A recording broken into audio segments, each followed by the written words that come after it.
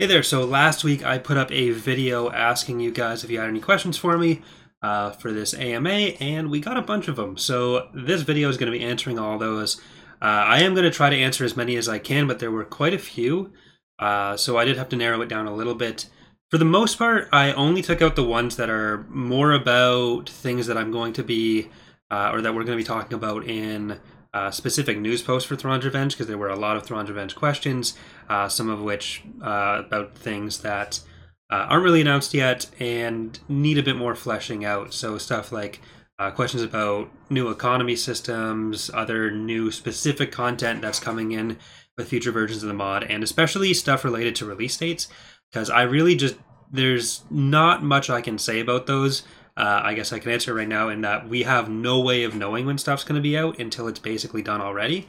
And then as soon as we're pretty confident we have a rough time frame, we usually announce that. So basically, if you haven't heard anything yet, it's because we don't know. So sorry to anyone who I wasn't able to include their question in this, but really it's just that I have nothing really of value to say.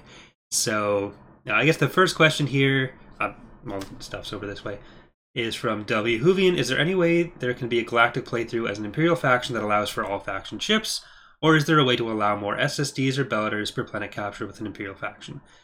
So for the first part of that, I'm actually going to be doing the community playthrough, or the community challenge playthrough, the next one we do, which I'm going to be putting a video up for pretty soon. That's going to be all the Imperial stuff that people can choose from. But in terms of having that in the mod, the reason that we have as much Imperial stuff as we do split between the other factions is so that there can be unique stuff in each faction. If we were just going to combine it all for everything anyways, then we really wouldn't have bothered making all the extra assets. So it kind of ruins the point of making it. I don't really think there'll be a point where we want to combine everything. And then it just stops fitting on the build bar anyways, even with the filters. So that's probably not something we'd be doing. And unfortunately for the second part, there's no way to make the limit of units you can have of a certain type scale with the number of planets you have. It's basically 2 lines of code, one that's the total amount you can build throughout the game, and one that you can build, or one that's the total amount you can build at once. And that's really all the control you have over that. The next question is from Fragments of Grenth. What are your top 10 favorite Star Wars video games? I don't know if I could list top 10, but generally, I guess my favorite ones are Knights of the Old Republic and the Jedi Knight series. Of course, Empire at War is up there as well. And then there's a lot of mods for different games that aren't Star Wars that are really good. So there's obviously a couple of Sins mods, including ours, which I really enjoy. There's also Stellaris ship packs, and I really like Stellaris, so Stellaris with Star Wars stuff, and it's always good. There was that old Clone Wars game that was pretty fun, but Republic Commando is probably... If I had to give a top 4, it's probably some order of Knights of the Old Republic 1, Jedi Academy, Empire at War, and Republic Commando. I think those would be my top 4. I don't know if I could really extend that into a top 10 rather, but those ones I'm fairly confident without thinking too hard about it, because that would hurt. But yeah, I think that's my answer for that. Lucas asked, is there the TIE Phantom in the mod, because I feel like adding them as a stealth unit or something would be interesting. The reason that the TIE Phantom isn't in the mod is actually because they not only weren't produced after Andor, but they couldn't be. The thing that allowed them to do the kind of cloaking that they had was, I think those ones were the Stygium crystals, and like it's a specific point of lore. Was it Ilum? But the planet that was used to mine the crystals was destroyed, and there was no other source for them. So it's something that, there's a lot of stuff in Star Wars that was only showed up in a certain era, but you can kind of extrapolate out of those sources and put it in other places. Stuff like the TIE Avenger we do that with. But with the TIE Phantom, it isn't used in the mod pretty much because it's one of the things that we know pretty confidently wouldn't have been used in the period. So if we ever did a mod or a GC or something that is set before Endor, then they'd probably show up, but it wouldn't really fit in Imperial Civil War. Same reason that like the Archammer or Dark Troopers wouldn't really fit in the mod. Do you remember, Callum Derbyshire is asking, do you remember exactly when you went down the rabbit hole that is Star Wars, and how long do you reckon you'll be modding for? So, the first Star Wars anything I saw, the first thing actually, I just remembered this, was that I was at some work party with my family for where my dad worked. I think it was at a fire hall, and it was around Christmas, so they had this random pile of gifts that all the kids of all the employees were able to go and grab one, and I ended up with this. I think it was C-3PO's head, and I don't remember what it was exactly. I'd look it up, but I can't right now. It'd probably take forever. I don't know if I'd be able to find it, but it did something. I want to say it was just three. There was some R2 part of it as well, but I'd never seen Star Wars. I didn't really care about it. But then I went to my cousin's house when I was about 11. It was a couple years after, I think it would have been between the release of The Phantom Menace and Attack of the Clones. It might even have been after the release of Attack of the Clones, but my cousin had Phantom Menace on VHS, and we were bored, so we watched that. I was mostly just looking to make fun of it, because I thought it looked like a stupid movie. And for the most part, I did leave it with the impression that it was a pretty stupid movie. But I also thought some of it was kind of cool. So I went and I watched episode 4, 5, and 6, and then episode 2, and I liked those all a lot more. Even episode 2, and I was much younger at that time, so I was more in the target audience that they kind of designed episode 1 and 2 around. So I really wasn't a Star Wars fan for that long before I started modding Empire at War. I ended up seeing the Empire at War trailer in I used to think it was the episode 3 DVD, but then I think I was talking to Bob about it, and I think it ended up being the Battlefront 2 game that had it included, but I saw it somewhere, and so I got into modding Empire at War pretty early. But as for how long I think I'm going to be modding for, it's something that works really well with the channel. It's something that doing the channel as my full-time job lets me do a lot. So I think as long as I'm doing the channel as my job, then I'm going to be able to continue modding, and that's kind of my goal. But if I end up in a position where I have to get a more regular adult job, then I don't know how long I'd be able to continue developing stuff at the same rate that we have, at least. So we probably wouldn't start any further projects, and we'd probably get more towards wrapping up what we have already. Whereas right now, I think if we were to finish 1 or 2 of the mods today, then I'd be perfectly happy to start up another one, and really just do this as long as I'm able to. So for the next question, Ian Phoenix asks, how do you feel about the Battlefleet Gothic Armada games? Is there any idea when Hapes will be ready for Ascendancy, which sort of fits into the release date stuff from before? Will you be doing anything with minor factions in Ascendancy? So for the first part, I've never actually played Battlefleet Gothic Armada.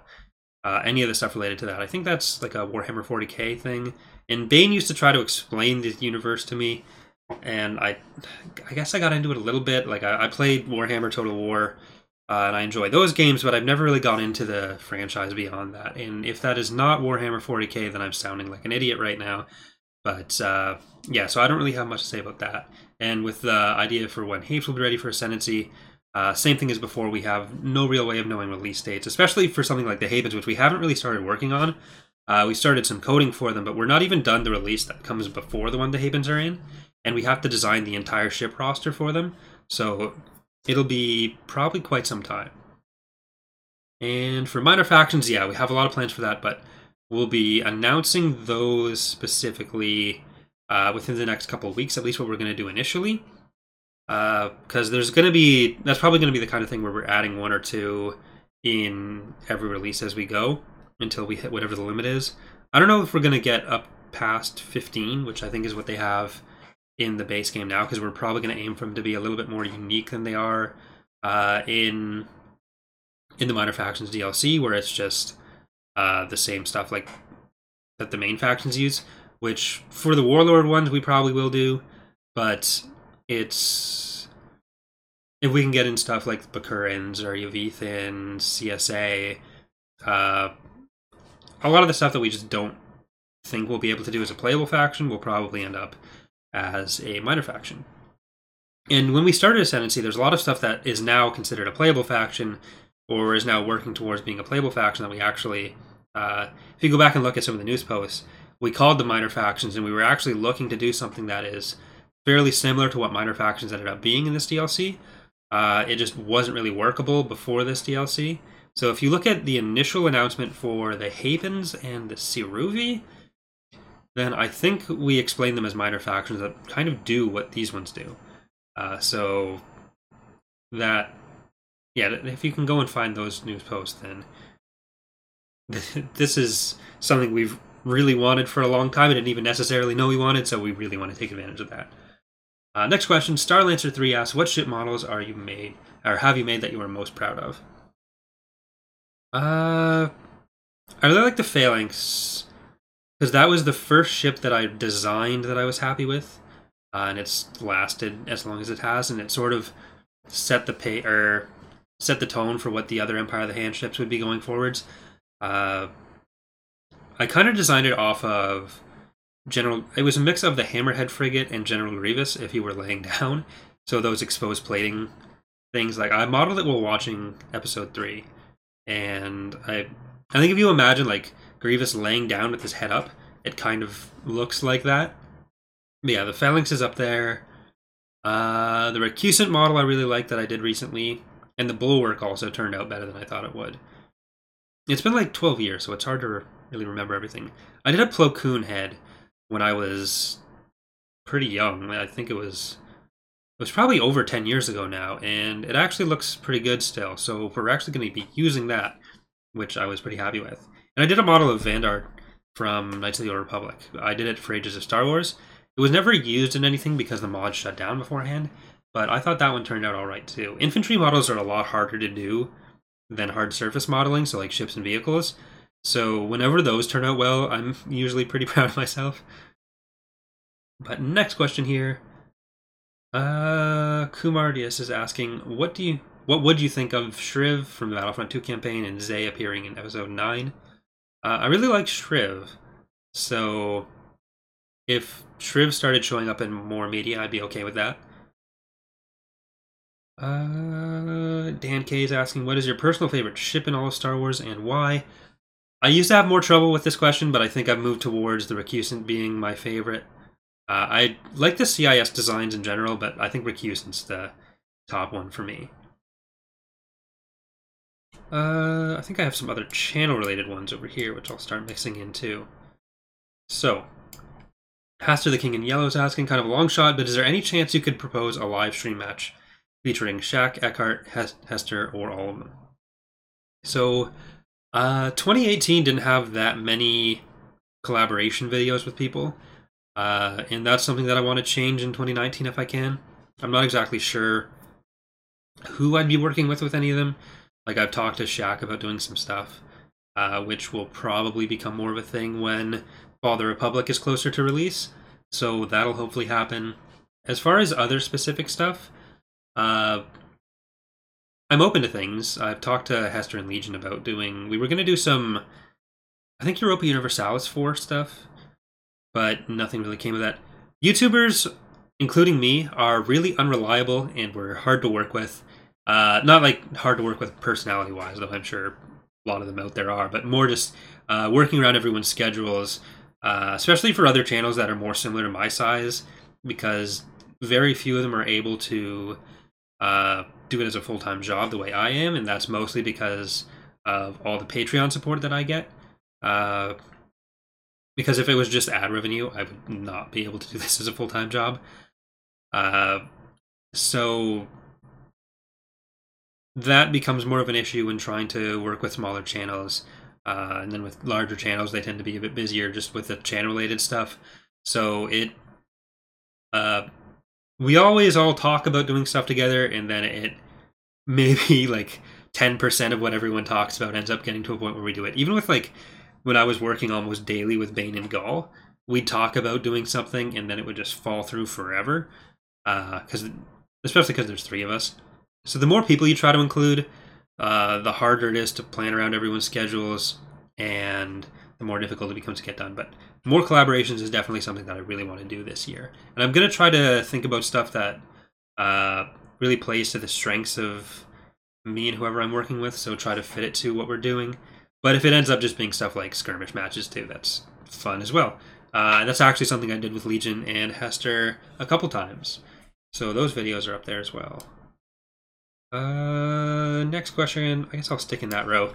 Whiskey13 asks, any plans or ambitions to ever create your own indie RTS strategy or Star Wars game? Because I'd buy. Well, first, thank you. But that's something that's come up a lot over the history of the team. Like, we've all talked off and on about what we would do if we were to do that and whether we'd actually do that. And I think the general consensus is that a lot of us would like to, but it just works into how much time we have and getting other stuff done first. So we wouldn't want to do that when we're already still working on Imperial Civil War, Ascendancy, and Fall of the Republic. So probably 2 of those would have to be done, and then if we started another project, we'd have to decide whether it would be a mod or whether it would be an indie game. So the other thing with that is that a lot of our fan base, I guess, is Star Wars fans or are Star Wars fans. And we can't do an indie Star Wars game. You can't really do a standalone game like that, or else you end up in the same boat as people like Aperon, even if you're not selling it, because you end up in the same situation as people like Aperon, who are doing the that was the name of the KOTOR remake, and I think it was called Galaxy in Flames, which was supposed to be working on a Battlefront game that was more similar to the canceled Battlefront 3. So it would have to be our own kind of universe, and I'm not sure what the demand for that would be. But there are a lot of people on the team who have some of the relevant skills that we need, like Sleverd has done Unity games before. He was in like an actual game design program in university, which isn't what most of us are doing. Pox is an actual programmer, and then we have a lot of the art skills and a lot of the other stuff. So it wouldn't be impossible for us to do, I don't think, but it is just a time constraint thing, and then it would mean stopping some of the projects that people already like. So there's a lot of stuff to weigh there. I don't know if it'll ever actually happen, but it would be cool if it did. Next question. Already did that one. Harrison Dancy is asking, what is your favorite piece of lore in the ICW era you've come to enjoy as you've worked on the mod? What faction do you think you would join? More on policy issues aside. And then also, Kalani asked after this, what is your favorite Star Wars faction? Republic, CIS, some of the Warlords, etc. So I guess I'll answer the last part of those 2 together. My favorite faction, who I would join. My favorite faction aesthetically is the CIS. I think I mentioned that with Rick Houston earlier. But the one that I'd join would probably be, I guess if I could say the Galactic Federation, but without the whole Vong War thing. I don't know, I wouldn't really want to live in any of the Star Wars factions because they're always at war. And they're always, like, no one cares about anyone who's not a Skywalker. Whole planets just blow up, and then a week later it's like, well, whatever, no one gives a fuck. So I'd rather not. I'm going to stay on Earth, because as fucked up as Earth can be, so far it hasn't blown up, which is, in my mind, a positive. So go us. What is your favorite piece of lore in the ICW area? So, I'm not sure how to take that exactly, whether it's like my favorite book or like my favorite little factoid, I guess. But I think I'll go with the book angle. I may be misinterpreting your question there, Harrison, so my apologies. But my favorite book in the ICW era is probably Survivor's Quest. Like Timothy Zahn is my favorite Star Wars author, and then as much as I do enjoy the Thrawn trilogy, he was a much less experienced author back then, so there's some stuff that just stands out to me in the Thrawn trilogy as being really weird. And by the time we were doing the Hand of Thrawn duology and Survivor's Quest, a lot of that had been worked out a bit, especially by Outbound Flight, but that's not really in the ICW era. So I think I'll go with that as my answer. And then the next question here is from Myth Naruto. Is the Starling and or Missile boat going to be added to ICW? And tell us about one of Star Wars Legends comics or books you like and want people to know about. So for the first part, for the Starling and Missile boat, there are a lot of more obscure Imperial fighters like those that we will probably be making and using for more differentiation for the Warlords. So that'll just really be a matter of when we have the assets or when we have the resources to make them. Like we're adding the TIE Punisher and the TIE Heavy Bomber. We're also going to be trying to get the actual TIE Avenger model done, because right now it's just using the TIE Advanced model, and I don't know if we'll get other stuff done for 2.3, but then for 2.4 we'll probably add 3 or 4 new fighters, and I think the Starwing and Missile boat would probably be pretty close to the top of the priority list as far as things we try to assign. So they're pretty safe bets for future content. It's just hard to say exactly when that'd be. For the second part of the question, tell us about one of Star Wars Legends books or comics that you liked and want people to know about. I don't know that I'd be able to say much that other people aren't already aware of. Because, like I already said, with a lot of Timothy Zahn stuff, that's my favorite, and most people are aware of that. The X-Wing books people tend to be aware of, and I haven't even read all of those. But the Young Jedi Knight books are actually better than I think people would give them credit for. They're still intended to be like young adult books, so they're not fantastic, but they're pretty good. Especially if you like if you read more of the later stuff with Jason and Jaina and like Tenelka, Lobaka, all the next, like Star Wars The Next Generation. They tend to be, if you're looking for something that you haven't read or haven't come across, I feel like that's stuff that people probably haven't read that they might enjoy. What is the next question here? B. Frank is asking, if you could change or add one thing to Empire at War, what would it be, either from a gameplay perspective or from a modder's perspective? So I think there's the two things that I'd want the most are more in line of fixes that would let us do other stuff. So the first one, because I'm going to be a good friend here, is that Pox wants them to fix issues with up values, which I don't understand well enough to explain. But basically, when you save the games with certain, is it table for it? When certain stuff that should be able to be done within Lua, you're not able to do in Empire at War, and that is as far as I'll go with that without embarrassing myself too much by misexplaining it. And the other thing I would like them to fix is the issues with faction slots. So there's two kind of limits for faction slots in Empire at War. There's one hard limit, which is if you have more than 21 factions coded in, you end up getting a crash, which isn't fun. And we sort of planned around that being the limit. But then what we learned when we released 2.2 is that there's a second limit, which is once you go past the 16th slot, then when you invade those factions, so factions in the 17th, 18th, 19th, 20th, or 21st slot, which otherwise shouldn't cause a problem, the game will sometimes crash. And it doesn't do it every time, but it does it sometimes. And that's why the Yavitha had to be disabled for a while before we figured out that's why it was crashing. Like, we stripped down the entire faction, we recoded everything, and it was still doing the exact same thing. We couldn't figure out why, and then we figured out it was because of the faction slot. So if they could fix that, so those faction slots can work again, we actually had to compress a lot of stuff, and that's why the Yavitha aren't going to be a playable faction in the future. So yeah, if they could fix that and the up value thing, that would be nice. That would open up a lot of possibilities for us. Next question here. Mord is asking, hi Corey, how do you get the EAWA AI to actually build modded units? So there's, I guess, two answers to this question. There's the skirmish answer and the GC answer. For GC, then anything that's available to them, they should build. So anything with like the correct build prerequisites, the correct build cost. So if you can see it on the build bar, the AI can as well. And usually the thing that makes the AI want to build a unit or not is based on the AI combat power value and the cost. So whatever the ratio there is, if they can get something with a lot of combat power for a low cost, they're going to do it. So if you're trying to force them to build something, you can increase that value and they'll spam the shit out of it. At least they should. The skirmish answer requires a bit of actual modding work. which I'll probably go over if I do a video on another modding tutorial video on adding a unit, which I probably will. And that was another one of the questions that I had to leave out. But I am going to be doing more modding tutorials coming up. The last few months have just been kind of a mess. So there's a file, I can't remember what the file's called offhand, but it's in the scripts, AI, space mode, or land mode, whichever.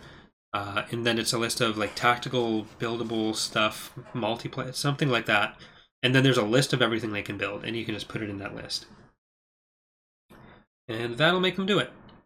Same with upgrades. So the next set of questions here is from user star X. Hi Corey, I have a few questions for Thrawn's Revenge. First is, which vehicles and spaceships are all planned for future versions? That is a very broad question, and that is stuff that we'll probably announce as we go through those versions. So it's really not really much I can say there. Could something like the Executor Beller get more engine hardpoints? They will, but the reason they don't currently is because when we switched some of the model stuff, there was an issue with the rigging, and we had to... I think we also changed how the engines worked. So the visuals of it, we used to use the bones for... Like when we originally put in the engine hardpoints again, they did have 3 to 5 each, but then some stuff with the rigs changed. So once we adjust that again, they'll get back to the original number. We just didn't want to cut all of them again, so that's why they are how they are right now. The next one, could you add more descriptions for the heroes in the manual, like in which area you can play them and which galactic conquest? Manual stuff is usually Slornia's domain. I don't know how granular we can really get with that, because as much as we want to document as much as we can, the problem with doing that can often be that it makes it a lot more cumbersome to make changes.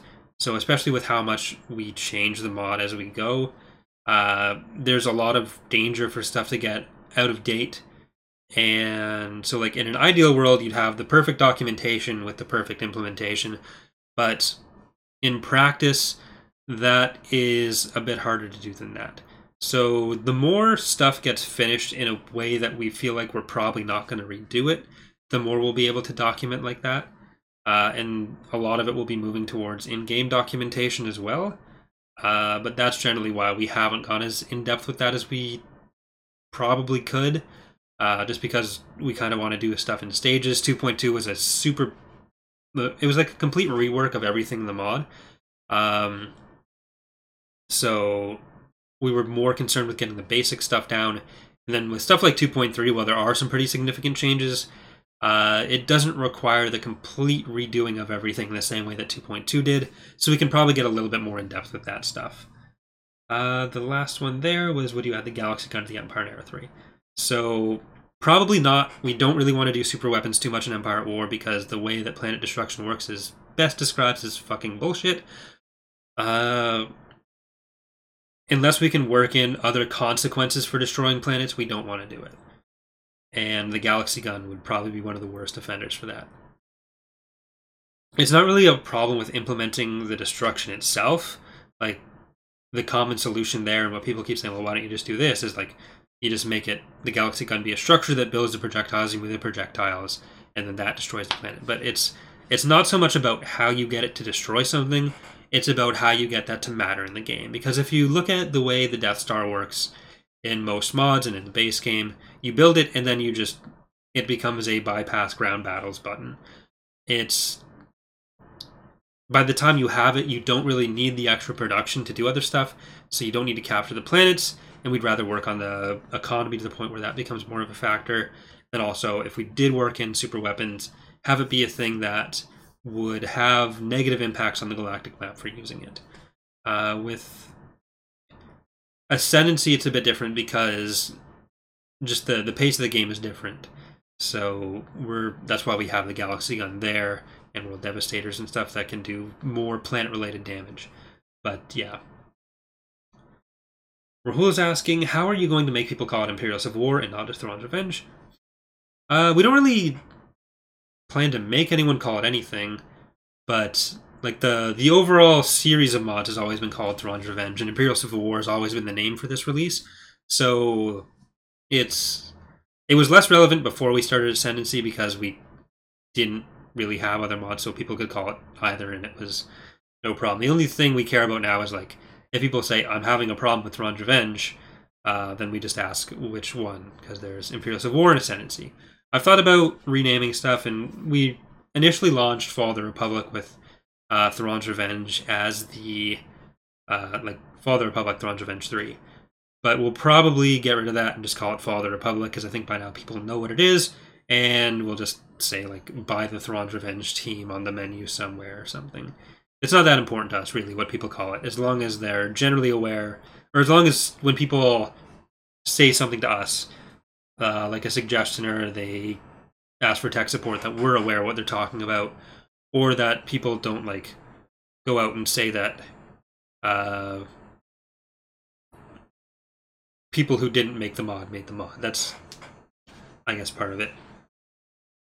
The next question here is from Biggest and Jay. They both asked, Biggest asked, out of all the faction leaders planned or implemented in TR, who is your favorite character-wise, excluding Thrawn? And Jay asked, what is your favorite hero in ICW? So I'll kind of answer those together. Of all the faction leaders, then, other than Thrawn, I'd say Gilad Pelion, or, no, probably just Pelion. Maybe Pterodok after that. But who's my favorite hero overall? Then that's probably more difficult. I don't know that I have a favorite hero, other than, I guess I'd just stick with Pelion for that. Yeah.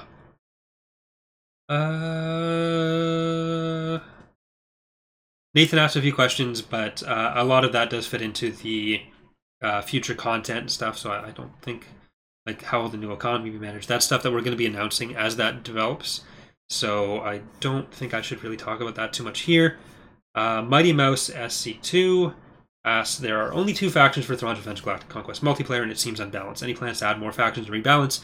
So balancing is stuff that we're always working on. It's a bit harder to work on in something like Imperial Civil War, where you don't really have much multiplayer feedback. We have the community matches, which has resulted in a lot of changes, but with GC it's a bit more difficult because the Galactic Conquest mechanics don't really work very well in multiplayer, with how they are as a player versus player thing.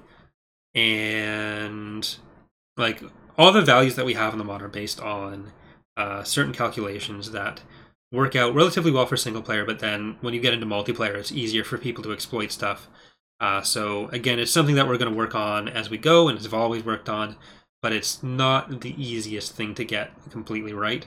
Like even games that are entirely multiplayer based have a lot of player data that the developers can work with. Balance is always going to have issues. But as for whether we're going to do other factions in multiplayer, the way that online works for multiplayer has a lot of issues if you try to do different factions.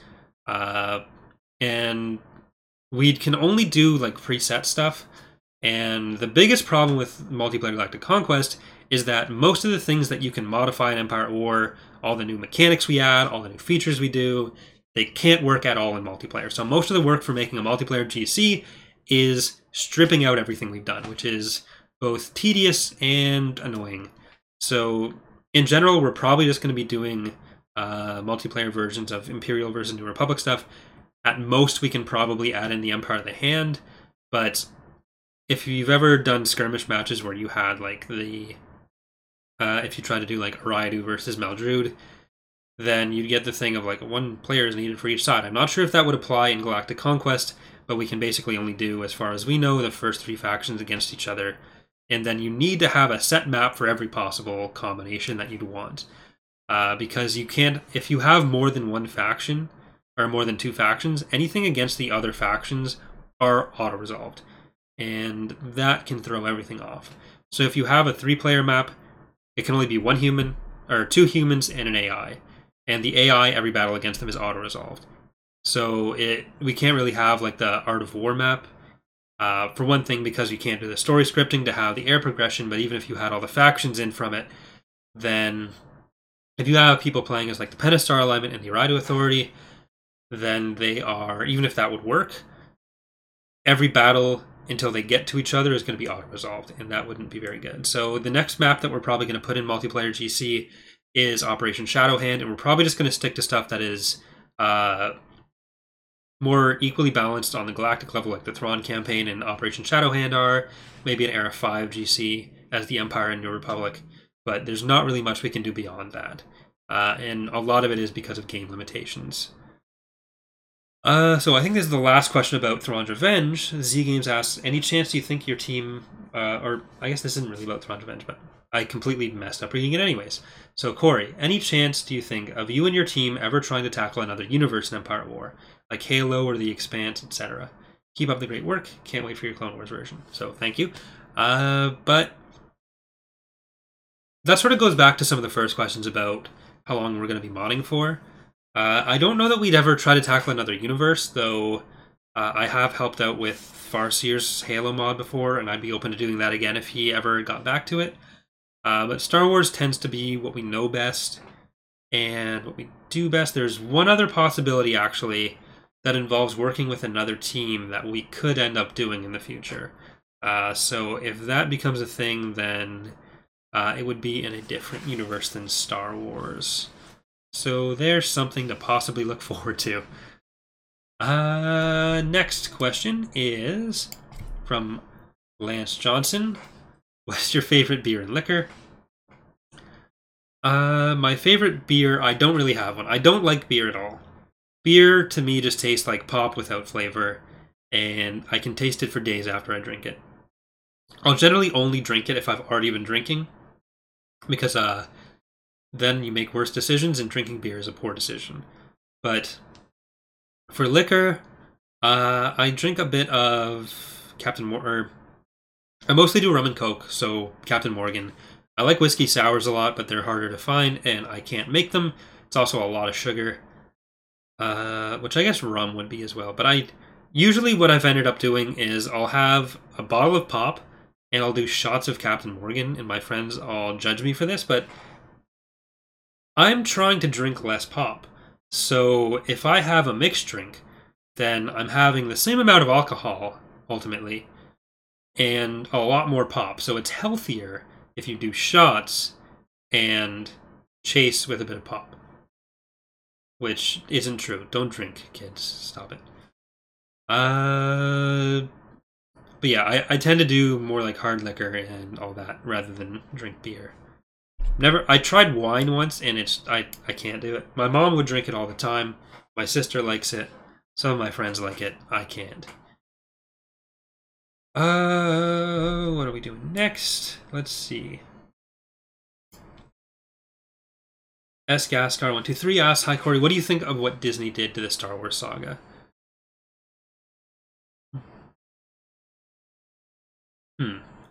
So, in terms of what was there before, even though Disney ended Legends, or what became Legends, they didn't really do anything to it. Like, it's all still there, you can still enjoy it as much as you ever did, and for a lot of people, they started liking Legends less the more it went on. Like, a lot of people complain about the Yuuzhan Vong War, then the Dark Nest Crisis, then Legacy of the Force, then Fate of the Jedi, and all the Legacy comics. So, well, I would have been fine with it just like going on forever and them just filling in more and more of the gaps. I don't really mind that it ended or that it's not being developed in the same way. It also makes it a bit easier for the mod without having all the new source books come out and contradict what we've already done, even though it would have been cool to see some of that fleshed out a little bit more. So that is what it is, but in terms of what they do, I kind of see it the same way I saw Legends, which was there's going to be stuff of varying quality within it, and I enjoy what I enjoy, I don't what I don't. It doesn't, no individual piece of media really bothers me that much. If I didn't enjoy it, then I didn't like that thing. So like the new Thrawn books, for the same reason that I like the old Thrawn books, I think are pretty good. Like I like Timothy Zahn as a writer. A lot of the people who are doing some of the new books tend to be some of the writers from the original Star Wars Legends books as well. So there's still stuff to enjoy there, and while there are books that are worse or even just plain bad, that was also the case with Legends. and it was kind of just I wouldn't read those ones or I wouldn't reread those ones. And I've engaged a lot less with the new canon stuff, but that was something that was happening for me before the buyout by Disney, anyways. Like I hadn't read a Star Wars book in a long time, and then I got all of Fate of the Jedi at once, and then I read all of them at once, but that had been some of the first stuff that I'd read in a while. So meh. I enjoy some of the movies, some of them I don't enjoy as much, but that was also the case with the original movies. So the next question, what is your favorite era from the original Star Wars Expanded Universe and your favorite book or comic or game? So I've already sort of answered the favorite book and comic and game stuff, but my favorite era is probably the Old Republic, like the Knights of the Old Republic kind of era. I like a lot of ship designs from then. I like a lot of the characters from then. I like that there are giant armies of Jedi and Sith because lightsabers are cool. Yeah. Contraband asks, thoughts on both Clone Wars series, and what factions you guys currently planning to add to the future of ICW Ascendancy? For the second part of that, we'll announce those with the appropriate posts as we go. So I won't say too much on that. Obviously, the Hapens are the next thing to really get expanded. We announced a bunch of Unknown Regions content. There was another question about that I guess I must have skipped earlier from Bonsai Bill that I'll get to right after this. But yeah, so thoughts on both Clone Wars series. The original one, like the multimedia project one, was that like 2003? I liked that from just the action. It wasn't, I don't know, I wouldn't say it was super plot driven, but it looked cool. So there were a lot of enjoyable moments in that. But for the new one, I haven't watched it as much as most people. I watched the first season or two and then I stopped. I thought it was okay, but it wasn't like, it was probably aimed at more of a younger audience in the first place. So I didn't think I had that much to gain from watching it. But what I'm actually going to be doing on the channel is my roommate and I are going to be going through and watching probably the entire series. We're going to start with the movie, then do like a recap video of it with our own opinions and just sort of going over what happened. So that'll hopefully start soon. And with that, if people like it, we'll do the whole series. If they don't, we'll at least have the one video and we can all remember the good times with that. The movie I thought was really bad. It was weird. Super weird. But yeah. So the question that I missed from Bonsai Bill before, related to the factions, last year in November or December, you made the announcement that you will introduce new factions like Nuso Esfa and the Siruvi Imperium. My question is, how will you equalize them compared to the other factions? And some of them don't have warships that can hold their own against ISDs, and have little to no stated ground forces. So for most of those things, they're meant to be part of the independent forces on the map or minor factions. So them being able to really hold their own isn't going to be a problem because they'll just have more smaller ships and they'll be just planets that you take, giving a little bit more flavor to the map. But for some of the bigger factions, stuff that could potentially become playable, they'd get fleshed out more. A bit like what we've done with the Empire of the Hand and plan to do with the Havens. But most of the ones we announced are just going to be part of the independent forces, or just stay as minor factions. So we don't really have, like, there's not much to work off of, but there's also not much they need to be able to do. So yeah. Next question here is Ethan and also the Framinator asked some similar questions, so I'll answer them both at the same time. Ethan asked, who's your favorite NJO Jedi? Can't say Kyle. And a little bit after that I'll get to. And the Framinator asked, who's your favorite Legends character? New Disney stuff doesn't exist to me after they got to Star Wars. So my favorite NJO Jedi and Legends character are actually the same person. Probably an unpopular answer, but my favorite Star Wars character is Jacen Solo. I think that with the NJO series, so the Yuuzhan Vongor stuff, that's when they really started being okay with developing characters beyond just like the villain of the week kind of stuff. There was a big fear before then, it seems, with taking characters in directions that were either new or would have made Star Wars darker or impacting too much of what happened in the movies. So, like, that's why they didn't kill off any of the main characters for so long, and that's why most of the characters were like, you'd have people like Zinn show up or Thrawn, but there wasn't too much that changed in terms of character development. But then with the NJO series, you started off by killing Chewbacca. Han became kind of a jerk for most of it, dealing with that. And then basically everyone from the NJO series got PTSD, seems like is the best way to put it. And Jacen Solo, his arc from like the Young Jedi Knight stuff up through becoming Darth Caedus, I think is one of the best ones in Star Wars. It sort of makes sense what happens to him. You can see how he progresses from the kid that he was to his death. And one of the problems that Star Wars sometimes has is because, and this is true of both Legends and the new canon, is because you are working with so many different authors covering the same universe, there's a lot of room for inconsistency. So no matter whose arc you're talking about, there's going to be some issues with consistency and just the way one author writes them versus another author.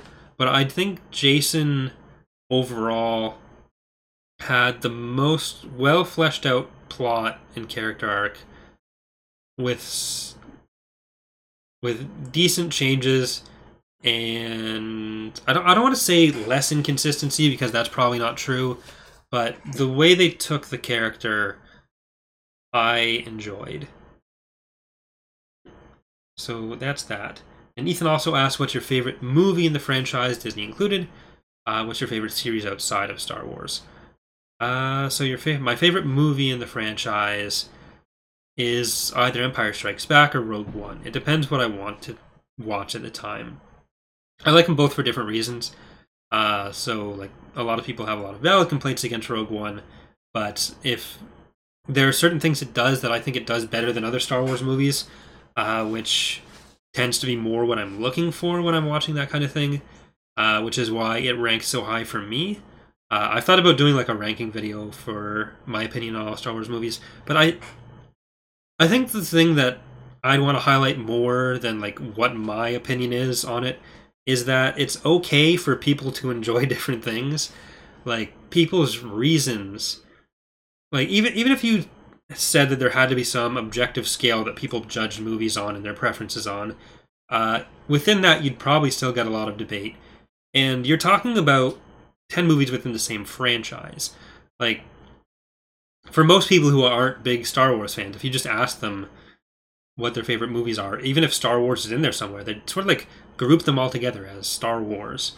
Whereas it seems like within the Star Wars community, your opinion on exactly how you rank those 10 movies now is so much more important than even how you'd rank like every other movie in the world. And this obviously isn't true of everyone, but it's just like, people can like what they like. If someone likes the holiday special, they're clearly a horrible person. But with everything else, then like what people want out of a movie is going to be different. And what people are looking for at any given time could be different. So like at one point, I may enjoy watching Revenge of the Sith more than I enjoy watching any of the other movies. As they all do some different stuff. So I guess that's why I'm saying, just like, don't flame me for liking Rogue One. But my favorite series outside of Star Wars, probably Harry Potter. I grew up, that was the first book series that I really got into. And it's something that I reread all the time. I reread it in French because I'm trying to learn French. And I think that's actually another good example where like the new Fantastic Beasts and Where to Find Them.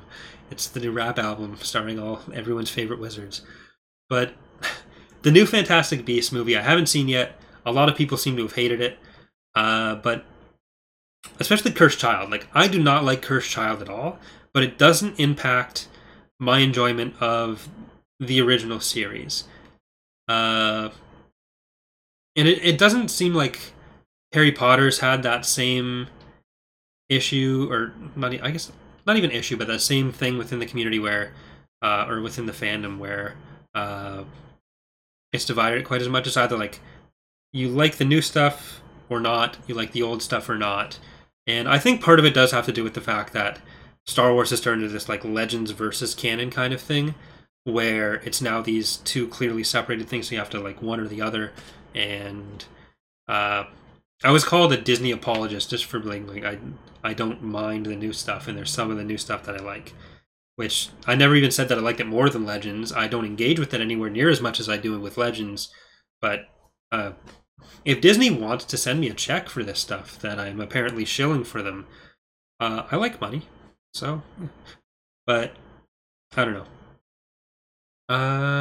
Yeah, so that went off in a bunch of directions.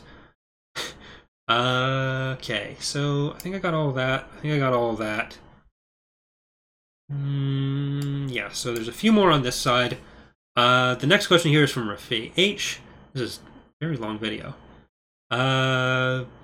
So hopefully that is far enough into the video that even people who disagree with me at least understand where I'm coming from with that and aren't going to be upset at what I just said. Just basically, people can have opinions, and it's fine. But Rafay H asks, "Hey Corey, I've been looking at starting a YouTube channel myself and wanted to ask, is there any advice you'd give to new YouTubers in terms of what to use and all that? Thank you in advance." Well, I guess for what to use, what I use is a program called OBS that is, I think, probably as good as you can get with recording software, or as good as I've ever needed with recording software. You're probably going to want, if you don't want to get a subscription, so I'm gonna just assume that people starting off want to do stuff for free. If you have to buy one thing, I would suggest getting a monthly subscription to Premiere Pro, because that's how they do Adobe products now. You can't just buy it as a one-off license. But it's like $20 a month. I think I paid like $23 a month Canadian. I've upgraded it now to get the entire Creative Suite. But you need some kind of editing software usually, and Premiere. I tried other free options before that. I wasn't happy with them. I think if I was going to say there's something you need to buy, it's a microphone and Premiere Pro. Decent microphone. I used to record with a headset that had a bit of foam cut off that I'd stuck on the end as a pop filter. It was a mess. Like, if you go back and watch, like, my audio quality is still not fantastic because you can hear my computer the entire time, but I think it's improved over time. If you're just starting out, the main thing is just do it because you want to have fun. Don't be concerned with how fast you are or aren't growing, because even I'm someone that I came into this having a built-in kind of audience from Thrawn's Revenge, and I'm like 3 or 4 years in, and I'm at 12,000 subscribers, which is a lot, but in terms of like the bigger picture of YouTube, that isn't a huge channel, and that's with a pretty big built-in audience, and you're going to be learning as you go, so you don't want to explode too much too fast. You want to work out what you want to get out of it primarily, because the important thing is that you know why you're doing it, and the main reason you should be doing it is because you want to do it for fun, and then any other considerations come after that. But yeah, so OBS, decent microphone, Premiere Pro, and there's very little else you need. If you need an image editing software, you don't need to get Photoshop right away. You can get something like GIMP or even use Paint.net. But GIMP is probably what I'd suggest going with for that. It's a lot like Photoshop. There's some fewer features, but it's pretty good. What's next here? Chicken Hicken asks, what are your favorite bands and what is the best concert you've gone to? So I like a lot of alt-rock. There's a lot of Canadian bands I listen to that I really like, so my favorite bands are probably... my favorite band is Hey Rosetta, I think, which is a Canadian band from out east. Also, Tragically Hip is really good. Bare Naked Ladies. I like a lot of alt-rock, classic rock. Not so much hard rock. I'll listen to most things. Country is probably the exception. I don't like a lot of country music. But I grew up, my dad was always playing guitar. He'd play a lot of Bob Dylan songs and Neil Young songs, Tom Petty, so I get into that. I play a bit of guitar myself, and I'll mostly play stuff like that, or some of the alt rock kind of stuff. This isn't my guitar. It looks like my guitar. My actual guitar is over there and in the case. behind me. I have more than one. I'm not good enough to have more than one, but I do. My favorite concert that I've ever been to.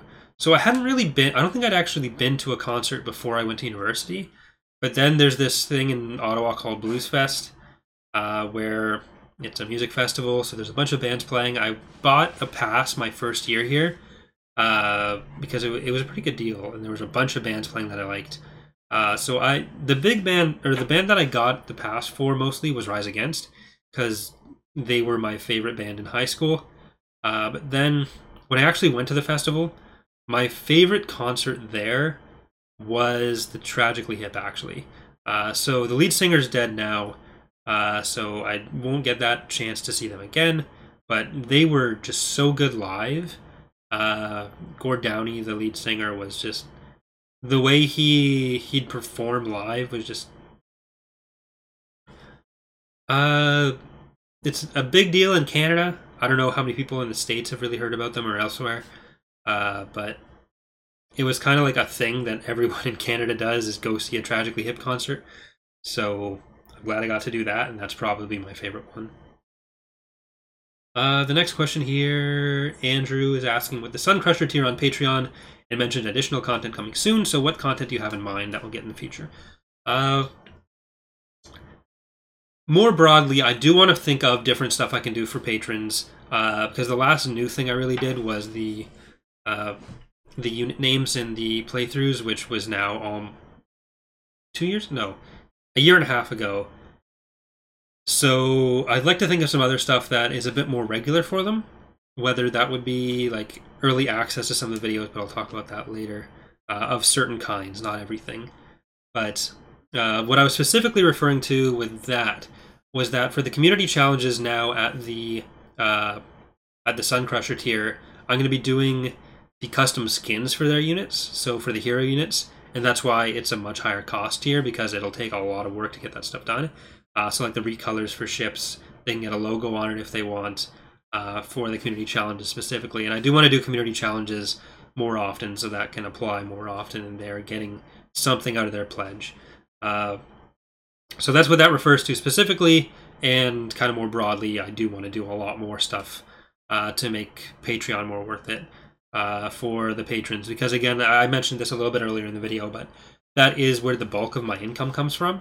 And that is largely what allows me to do this as a full-time job instead of having to work somewhere else as well, which means I can put more time not just into the channel, but into the mods. So for the people who do support me on Patreon or who are considering it, thank you very much. Everyone who does watch on YouTube as well, or is a Twitch subscriber, that all helps a lot as well. It's just the Patreon stuff is what puts it over the edge, because ad revenue is very unreliable.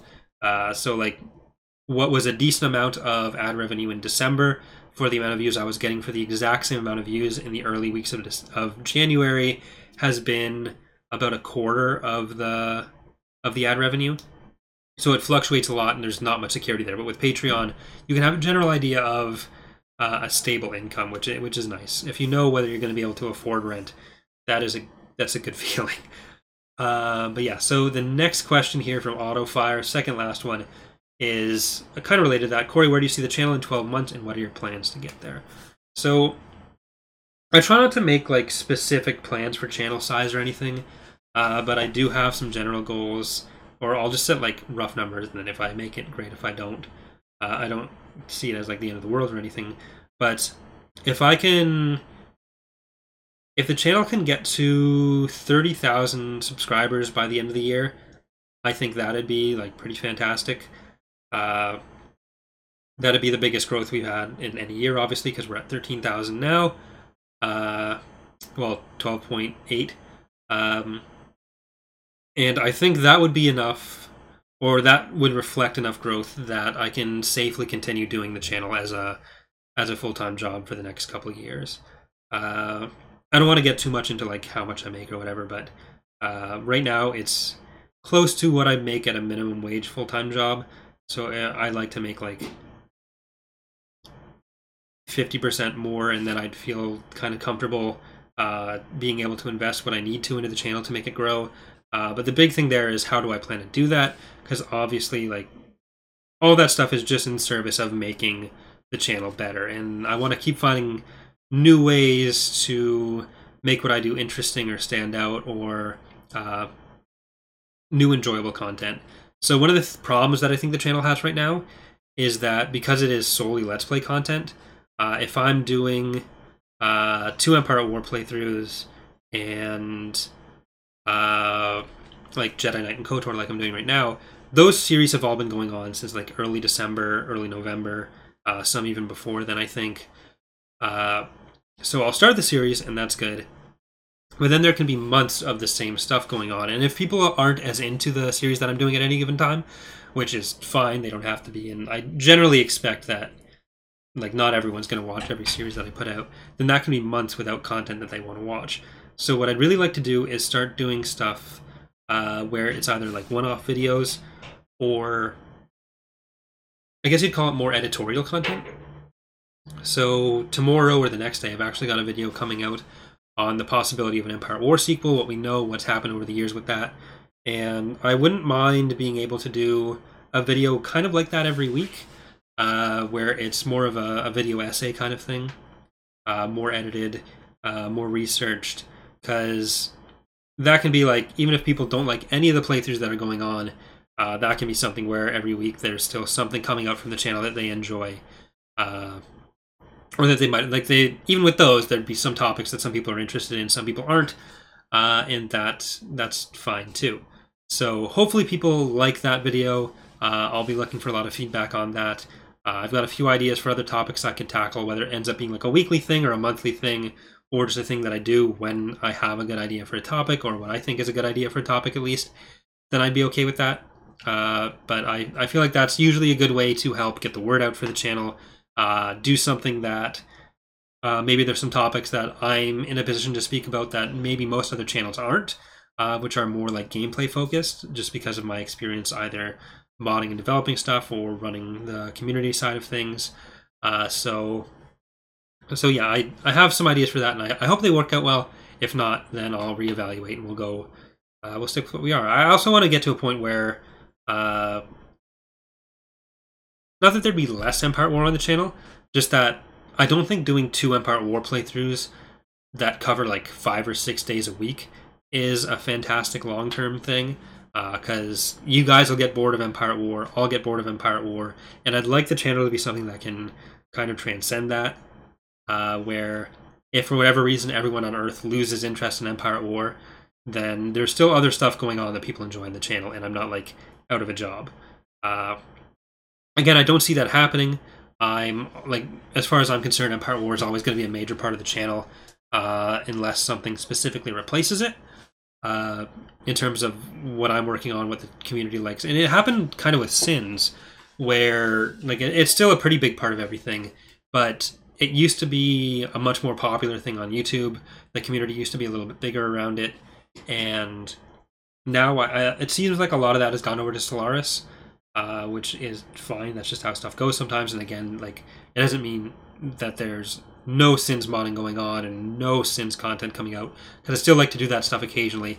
It's just not the kind of thing that can support a channel the way it used to. And if Empire at War goes in that direction, then I'd like to be in a position where, even if it just means going down to like 2 Empire War videos a week, that there's still other stuff that the channel can support. Because just for the position I've been in for the last 2 years, I'd say, I've kind of had to go more the short-term direction of going all in on one thing, which has the risk of burning people out on that thing, just because I needed to do something that would for sure work out short-term rather than building towards something that's more sustainable long-term, if that makes sense, which would mean diversifying a bit more, doing more of those higher variance but potentially higher upside videos like the video essay kind of things, which again hopefully will work out. If not, whatever. But that's the kind of thing I want to start playing with going forward a bit more. So I don't really plan on eliminating anything from the channel. I don't even want to reduce the amount of Empire at War. It's just if we can have a main series going on in Empire at War, and then also have stuff like the community matches going on, maybe some one-off feature videos, some other more interesting stuff like the community matches, rather than just playing through GC after GC in especially in the same mods over and over. But yeah, so I think that generally covers most of my ideas for the channel, most of where I see it currently and where I like it to be. But I enjoy what I do a lot. I don't have any complaints as far as that goes. I'm just trying to find like new, interesting ways to get people engaged or keep people interested, or try to find new stuff that I feel like I'm in a good position to do. The last question here is from Jonas. What are your political positions? This is something that I usually don't talk about on the channel, but my degree was in history and poli-sci, so this is obviously something that I think about a lot. But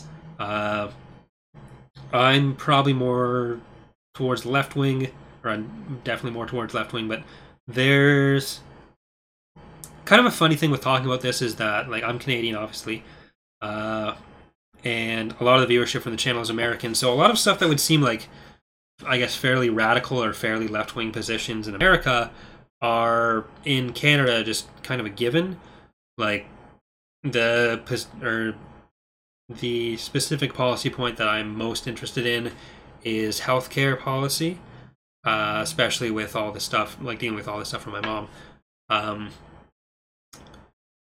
Where in the United States, if you are in favor of a system that similar to the one we have in Canada, or something like the NHS in Britain, or what most countries have, then that puts you on I guess a lot of Americans would see that as a fairly radical, progressive left kind of thing, that you'd identify more with someone like Bernie Sanders.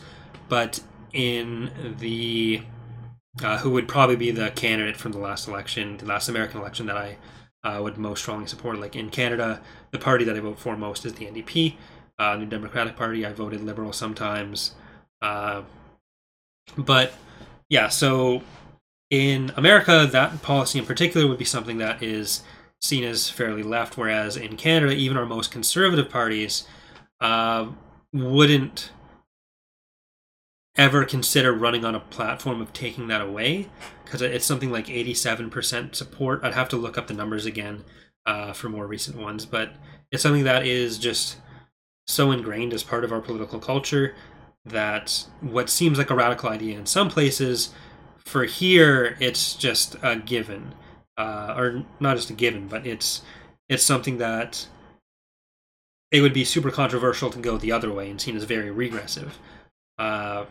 And it's especially interesting when I see it come up in, like, the way our system works come up in American discourse, because there's a lot of misrepresentation about Canadian opinions on it, where a lot of Americans even say, like, oh, Canadians hate it, or they'll say stuff about, like, wait times, which isn't factually true. And there are issues with our health system, but generally it's not related to that. The problems people have are less of we should get rid of the single payer system, and it's more about like, my personal feeling is that the biggest issue we need to solve right now is need more public funding of pharmaceutical care. So drug costs are significantly higher than they should be, and they're generally not covered under it's different in different provinces. So it's actually, the way healthcare works in Canada is it's provided on a provincial level, but the federal government pays towards the provinces on the condition that they use that money for the provincial healthcare plans, is, I guess, the basic way to put it. And so the exact way that it's implemented can vary from province to province, and the way that specific drugs are covered can vary from province to province. But there was a lot of issue with my mom's treatment, for example, where certain chemo drugs were covered for certain uses, whereas others weren't, and it wasn't necessarily up to what the doctors thought was the best course of treatment for the patient. It was what was approved for funding in different ways, which is sometimes evidence-based and sometimes very much not. So I feel like that's probably the issue that I feel most strongly about right now, and I guess that is a broader view of my political views, which, again, I don't really get much into on the channel, but yeah, for various reasons, but it is something that I think a lot about. But that is going to do it for this AMA. I'd like to do this again sometime when I'm not stuffed up. That would be good. But yeah, so I probably won't do it immediately because we just did one a couple months ago, and this one as well. And this one was like an hour and 10 minutes now. So hope you guys have enjoyed this. Having it on in the background while doing other stuff. Presumably, hopefully. If there's anyone like just sitting watching this, then thank you, but it wasn't that good. So I guess on that note, thanks for watching, and I will see you later. Bye, everyone.